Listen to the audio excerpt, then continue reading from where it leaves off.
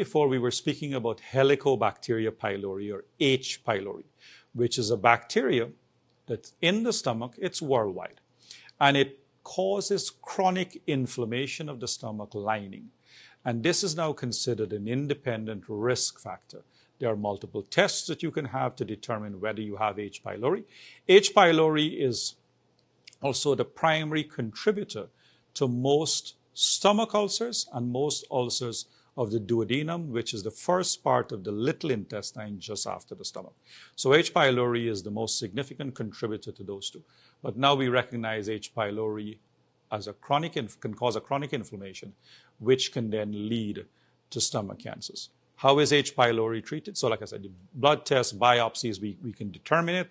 And there are a battery of antibiotics which your doctor will recommend that will treat you for the H. pylori. However, please keep in mind that many times we treat people and they will become recolonized. Now, there's a little bit of a difference between colonized and an infection. So many of us will have bacteria. All of us, for example, have lots of bacteria on our skin, lots of our bacteria in our entire intestinal tract. But that does not necessarily mean you have an active infection. Okay? But H. pylori, treated with antibiotics, and your doctor will then review your symptoms and see how well you are improving. Now, how do we diagnose it? And again, many, many times, this is diagnosed too late. Right? As with any cancer affecting an organ, if you think about it, the organ has a certain thickness. So if you think about it, the stomach has a wall. It has an inside, it has a thickness of the wall, and it has an outside.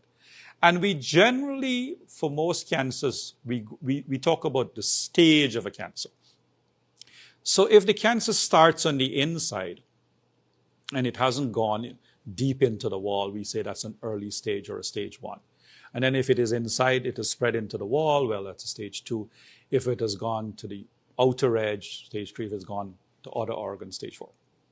We don't want to find it at those latter stages. We want to find it when it is now starting in the stomach. So you have these symptoms, and we will have a big discussion on the upper endoscopy and what does that mean. But many times, because of the symptoms we discussed before, your doctor is going to recommend that you have an endoscopy.